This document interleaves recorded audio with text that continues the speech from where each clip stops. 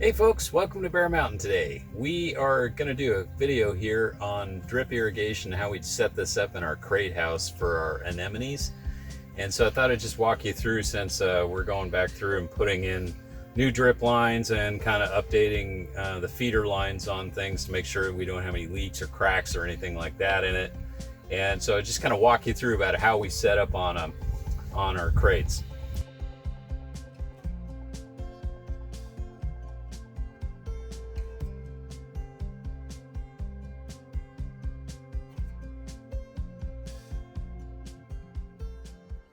Okay, to start with, inside the crate house itself, the water line that's coming in, the main feeding line off of our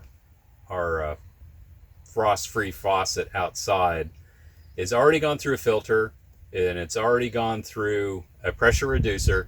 So it's coming in on a 3/4 inch utility grade poly vinyl tubing. And it's typically, you can get this stuff that I use for stuff like that for feeder lines. I just buy utility grade from Home Depot or Lowe's. I get a 100-foot roll of it for like 20 bucks. It's pretty stiff, but it works out okay. And the Easy Lock fittings that we get through DripWorks, they work just as equally well with that as they do with their own softer tubing that we use for the last part of the hookups, which are past the valve itself and into the actual feeder line at the head of the crates. So the 3/4 inch line comes through and we go to a 90-degree elbow. And then this is where we switch to the softer poly tubing that you normally get from DripWorks. You can buy that in many different lengths, 100, 500 feet, whatever works for you. And this 3/4 inch, and then it comes up to it's just a very simple valve that turns on or off. Another extender, 90-degree elbow. We're now at the top of the crates. And what we do is we put the feeder line that we're going to actually hook the drip lines to along the top of the crates itself. We zip tie it in place to keep it fairly rigid. And then this becomes the actual water that will then feed across the top of the crates. It has an end cap too. And it has an end cap on the end to make certain that if you need to flush out the system without, filling up your lines, you can take the end off and just flush it out. My recommendation is that when you're taking things apart, when you get to this step, you should make certain that the line didn't have any extra little pieces of plastic in it or something that might be dripping and, that would go and clog an emitter or something like that. So you don't want that in the system. So it's always good to flush the system out, particularly if you haven't used it in a while. Okay, the second thing we do then after we've got this set up is we're going to attach our drip lines itself. Now, this is what we use on inside the crate house, and we're using this. These have 4-inch on-center emitters. Now you can get emitters in drip tape that go 4, 8, I've seen 6, 12. Those are kind of, the common ones are 8 and 12, okay? This is a little bit on the uncommon side. It is an 8 mil thick. Now, a little bit of wind here, so condensation's dripping. This is a 5/8 inch diameter tubing. And then ironically, the thickness is in metric 8 millimeters. And you can't get it really, we have not found it in thicker. 15 millimeter is what we use on the outside in our fields. And we find that tends to last the longest. 4-inch on center. The flow on these guys, each emitter is about somewhere in the neighborhood of, well, it depends on the PSI, but you can use an average of like a ½ gallon per hour per emitter. And you'd say, wow, we're moving. If you left this thing on for a long period of time, you would pump a lot of water on these crates because the emitters are 4-inch apart. But we will only water these crates for like 5 minutes and then turn it off. There's a little bit of extra drip that happens after that because as the lines empty themselves out, the pressure reduces down. But you really don't want to go much longer than that. The whole point is you're not trying to wash all your nutrients out onto the floor of the crate house here, but you do want to get the crates nice and evenly moist across it. And when we're irrigating in the fall and things of that nature, when we started out, we just did hand watering to get these guys to the size they are now.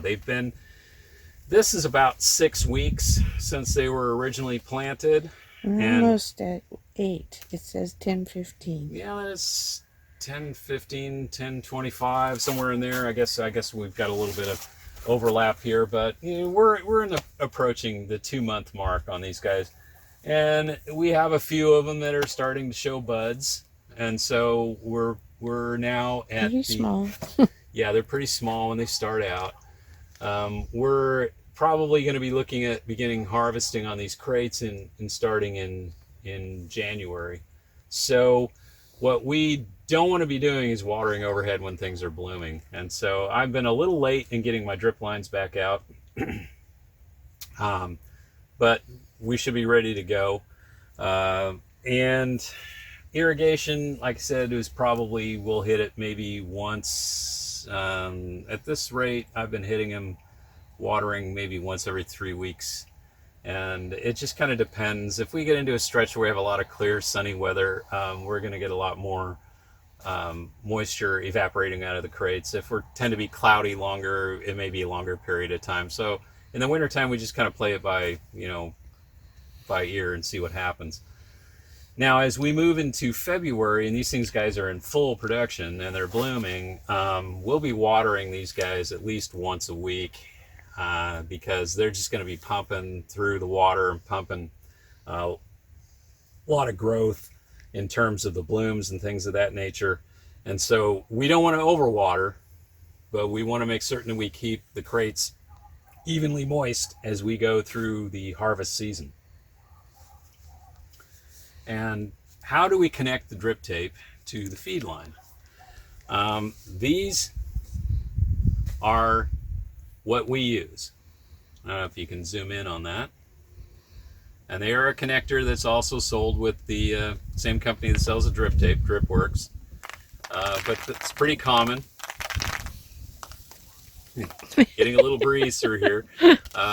And Rained on. the way this is going to work is we've got a punch that we put a hole in the actual 3/4 inch poly tube, and then this barb goes into that hole. So this then becomes attached at this point to the poly tube itself.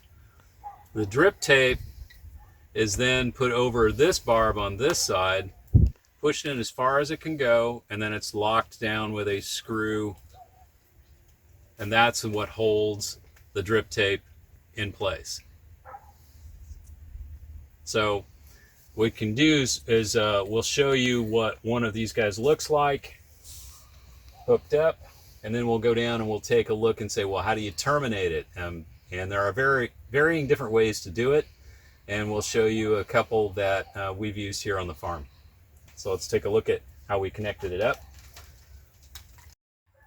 Okay, when we're lining up where we put our drip tapes in the crates, is you will notice on these bulb crates that they have these slotted things on the sides. There's 3 of them on the sides.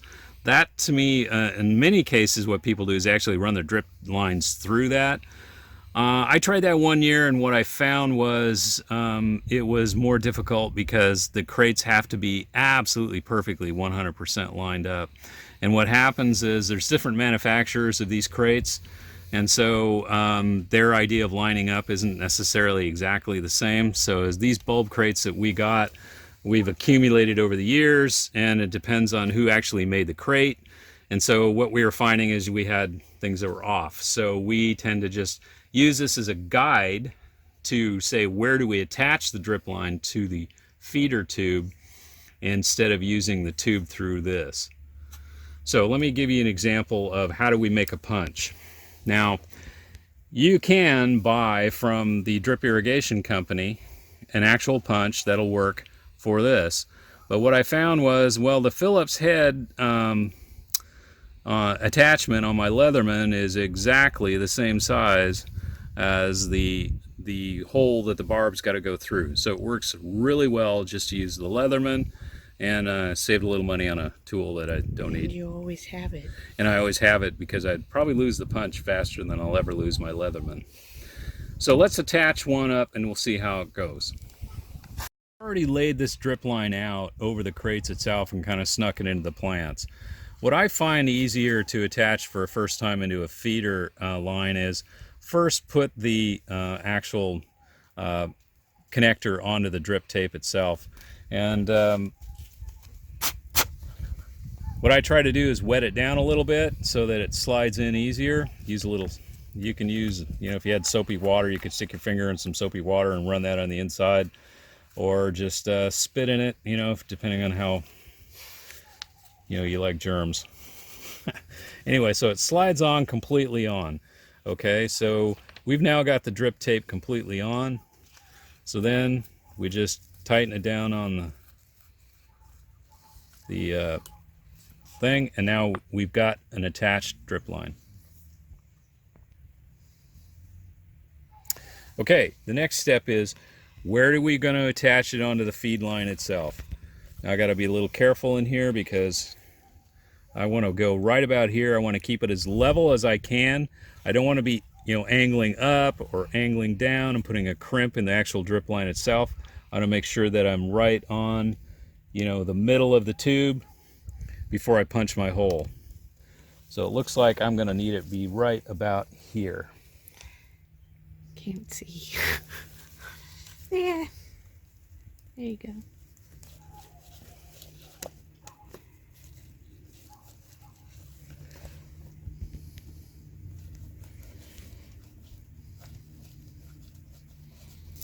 It's a little tough here today. There we go.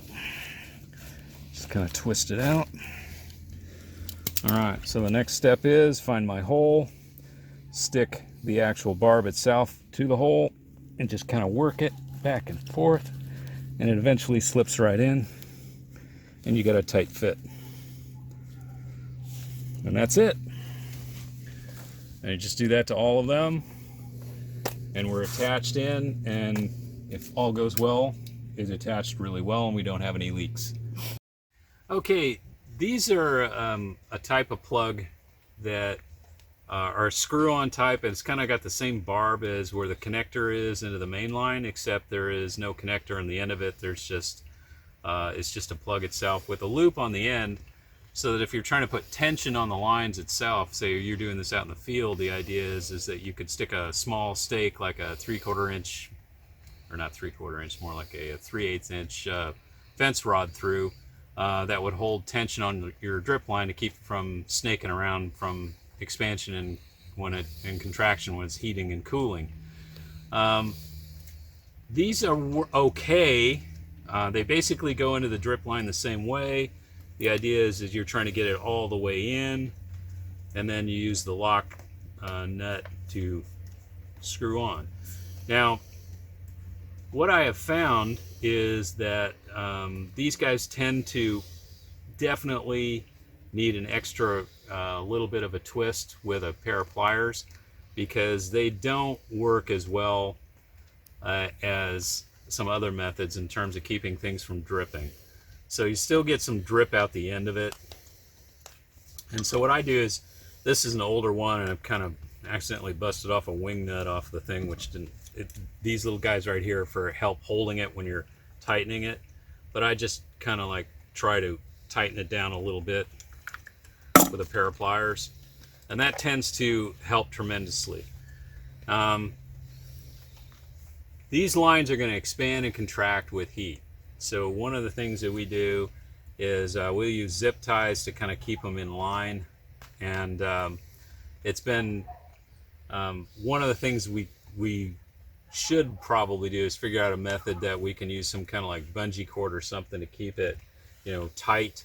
But right now at this point, it seemed like the best thing to do is just make sure we clip the end of the line so it doesn't snake back up.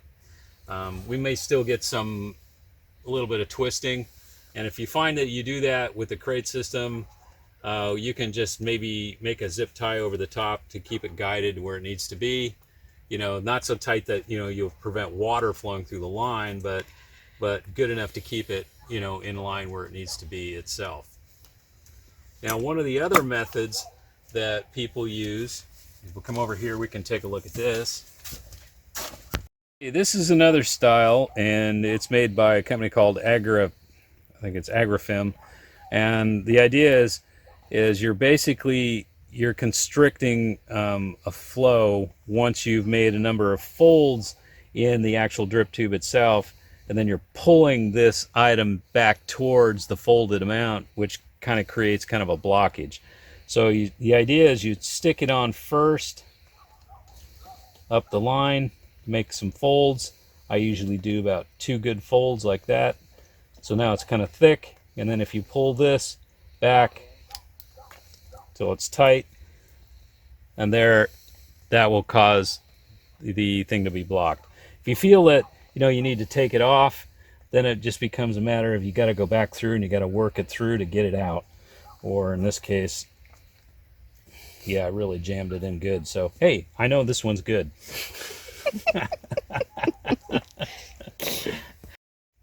Okay, the last technique I want to show you, if you don't want to buy anything for this does work, although you tend to get a little bit of leakage at the end of it.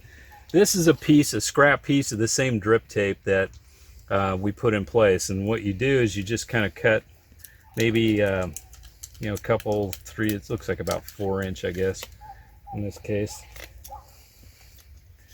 I'm using my Felcos for what they're intended to do, which is cut drip tape.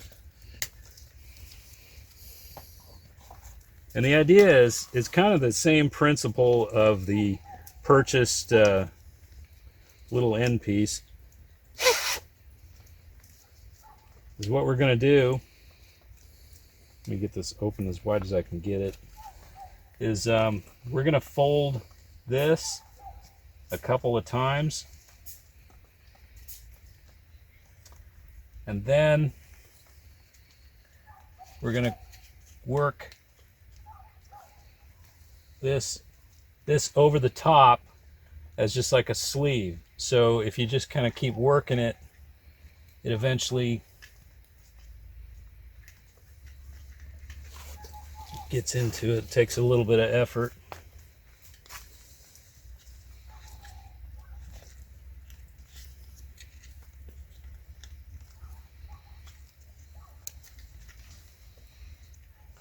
Well, it depends. Sometimes I've done it real fast and sometimes it's not. So You're on camera. no, is that what it is? Mm-hmm.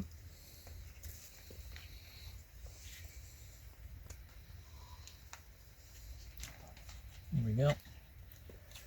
And it's just, you just want to make certain it's over that fold, and that's about all there is to it. Now you can shove it in further if you want to do it, but you guys kind of get the concept.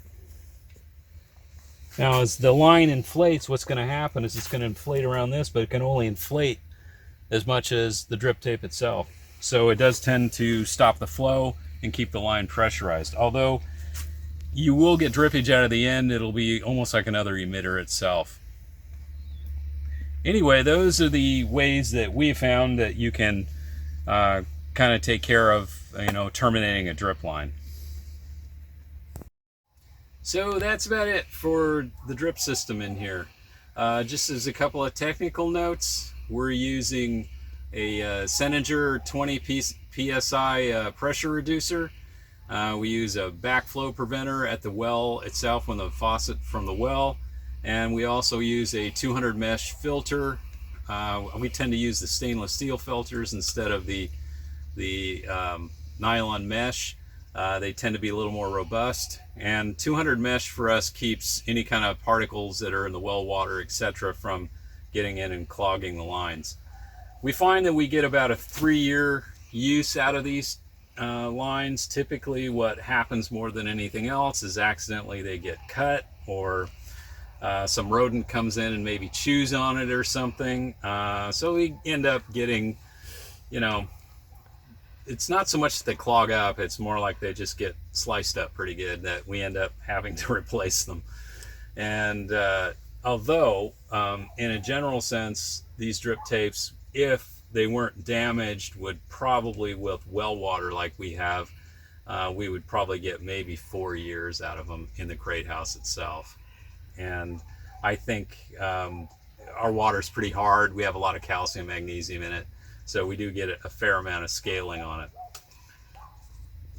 Anyway, that's the basics of it. It's not a very complicated system, but it does keep the crates well watered, and it's kind of easy to maintain if there is a problem. So I want to thank you guys for watching today, and I hope you guys stay safe through the holidays, and thank you for watching, and have a good day. Bye-bye. Bye.